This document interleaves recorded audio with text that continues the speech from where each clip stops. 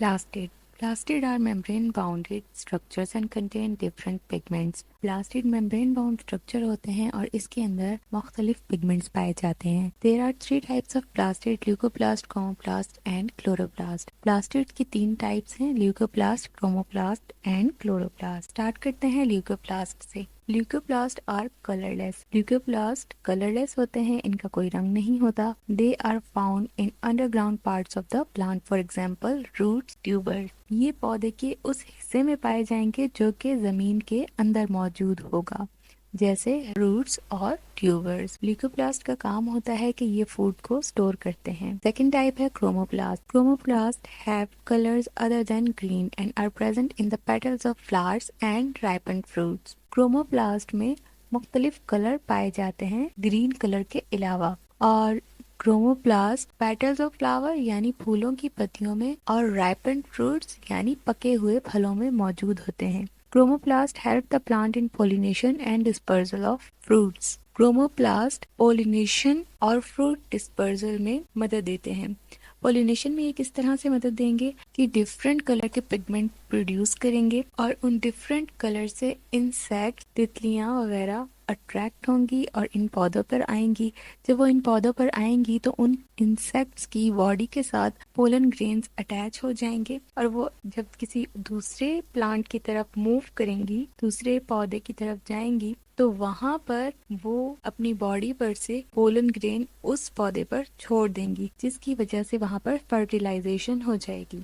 तो इस तरह से ये पोलिनेशन में हेल्प आउट करते हैं. Chloroplast are green coloured and are located in the leaves. Chloroplast green colour produce करते हैं और ये पत्तों में पाए जाते हैं. These are the sites of photosynthesis. Leaves plant की वो साइट है जहाँ पर फोटोसिंथेसिस होती है. फोटोसिंथेसिस एक ऐसा प्रोसेस है जिसमें पौधे सूरज की रोशनी, हवा और पानी को इस्तेमाल करते हुए अपनी खुराक खुद तैयार करते हैं. क्योंकि पौधे एक जगह से दूसरी जगह तो मूव नहीं कर पाते, जैसे कि एनिमल्स के केस में एनिमल्स अपने फूड की तलाश में एक जगह से दूसरी जगह चले जाते हैं, लेकिन पौधे एक ही जगह पर खड़े रहते हैं. तो इनके अंदर कुदरत ने ये निज़ाम रखा है कि ये अपना फूड खुद ही तैयार कर सकें. तो फोटोसिंथेसिस एक ऐसा प्रोसेस होगा जिसके जरिए पौधे अपनी खुराक खुद तैयार करेंगे. It is bounded by a smooth double membrane. The fluid is called stroma. अब ये क्लोरोप्लास्ट की पिक्चर दी हुई है. इसके अंदर डबल मेम्ब्रेन है,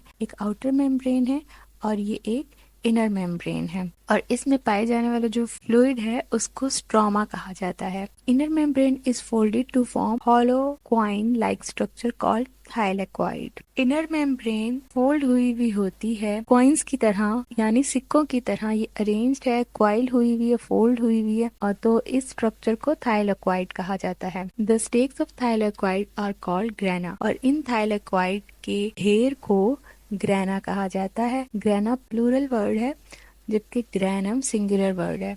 एक कॉइन को ग्रेना कहेंगे, जबकि अगर ज्यादा कॉइन्स होंगे या थाइलेक्वाइड्स होंगे तो उनको हम ग्रेना कहेंगे. और ग्रेना के अंदर यहाँ पर लुमेन पाया जाता है, और लुमेन के रोल को आप हायर क्लासेस में पढ़ेंगे. Structure and function of cells of a leaf. A leaf has a variety of cells. Each type of cells perform a special function. पत्तों के अंदर जो सेल्स पाए जाते हैं उनका स्ट्रक्चर और फंक्शन कैसा होता है ये देखते हैं. तो पत्तों के अंदर बहुत से सेल्स पाए जाते हैं और हर सेल का एक मखसूस फंक्शन होता है. Leaf cells need water, carbon dioxide and light for photosynthesis. Leaf cells को पानी, कार्बन डाइऑक्साइड और लाइट चाहिए होती है ताकि वो फोटोसिंथेसिस का प्रोसेस कर सकें. It also need oxygen for respiration, और रेस्पायरेशन के अमल के लिए उनको ऑक्सीजन दरकार होती है.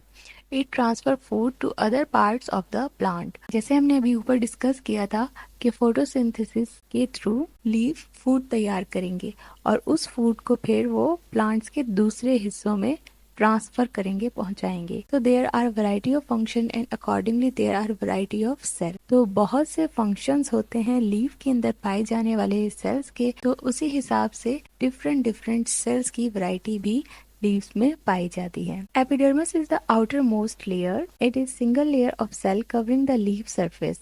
एपिडर्मस लीफ की आउटर मोस्ट लेयर होती है, बाहर वाली एक लेयर होती है जिसको हम एपिडर्मस कहते हैं। ये सिंगल लेयर होती है जिसमें सेल्स मौजूद होते हैं और ये लेयर लीफ की सरफेस को कवर करती है और इसमें क्यूटिकल पाया जाता है जो कि अपर एपिडर्मस को कवर करने का काम करता है। ये क्यूटिकल वैक्सी सब्सटेंसेस यानी क्यूटिन से मिलकर बना हुआ होता है। The function of the epidermis is to protect the tissues and to prevent loss of water. Epidermis का फंक्शन ये है कि ये पानी की कमी से बचाता है और टिश्यूज को प्रोटेक्शन प्रोवाइड करता है। ये वाटर को इवेपोरेट नहीं होने देता क्योंकि इसके अंदर वैक्सी सब्सटेंसेस मौजूद होते हैं जो कि पानी को बाहर निकलने नहीं देंगे। इस वजह से वाटर लॉस नहीं होगा।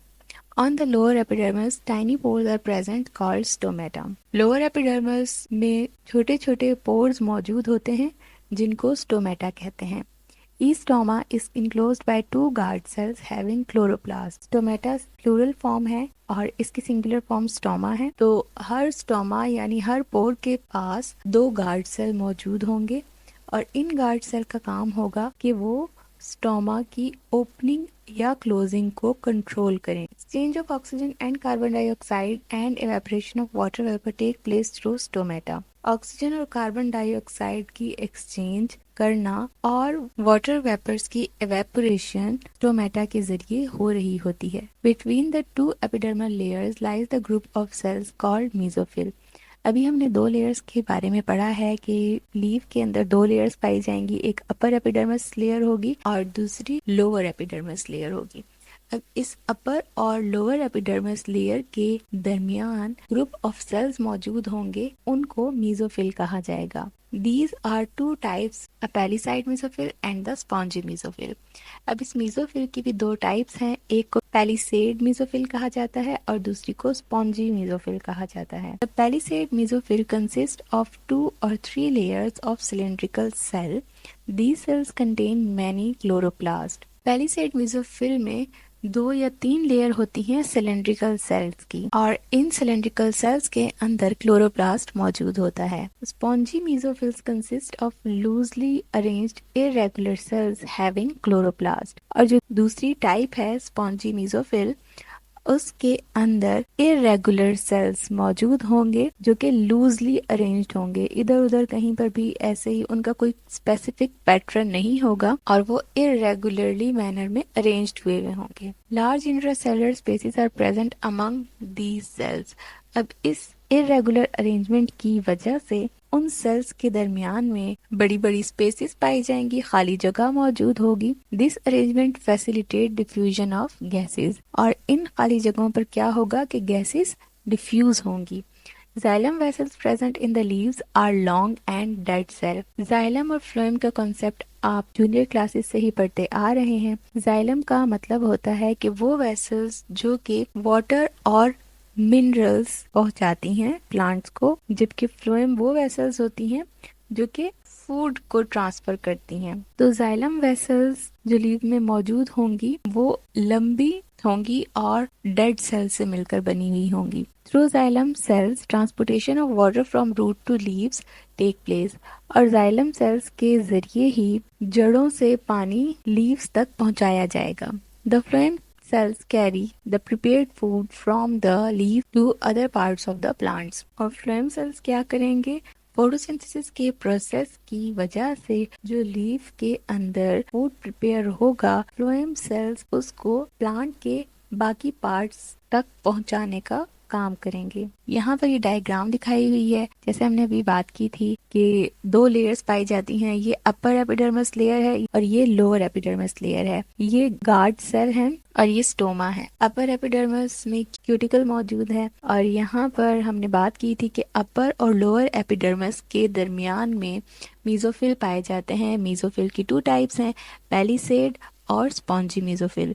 पैलिसेड के बारे में हमने पढ़ा था कि ये सिलेंड्रिकल सेल्स से मिलकर बनी हुई होगी। यहाँ पे आप देख सकते हैं 2 या 3 लेयर्स होंगी सिलेंड्रिकल सेल्स की, जिन्होंने मिलकर पैलिसेड मेसोफिल को बनाया हुआ होगा। और इनके अंदर ये जो ग्रीन डॉट्स नजर आ रहे हैं ये क्लोरोप्लास्ट हैं। और यहाँ नीचे आप देख सकते हैं कि स्पॉन्जी मेसोफिल है। स्पॉन्जी मेसोफिल में लूजली अरेंज्ड इरेगुलर सेल्स मौजूद हैं। देखें कोई इसका पैटर्न नहीं है, कोई भी कहीं पर भी अटैच हुआ है, जिनकी वजह से यहाँ पर स्पेसेस दरमियान में मौजूद हैं, जिसको हमने इंट्रासेलुलर स्पेस के नाम से पढ़ा था। और इन स्पेसेस के अंदर गैसेस की डिफ्यूजन होगी। और यहाँ पर ये जो नज़र आ रही हैं ये लार्ज पोर्स, ये जाइलम वेसल्स हैं, और जिसके बारे में हमने पढ़ा था कि ये लॉन्ग होंगी और डेड सेल से मिलकर बनी होंगी, जबकि ये फ्लोएम सेल्स हैं जो कि प्रिपेयर फूड को दूसरे प्लांट्स के हिस्सों तक पहुंचाने का काम करेंगे। तो ये हमने पूरी डायग्राम को समझ लिया है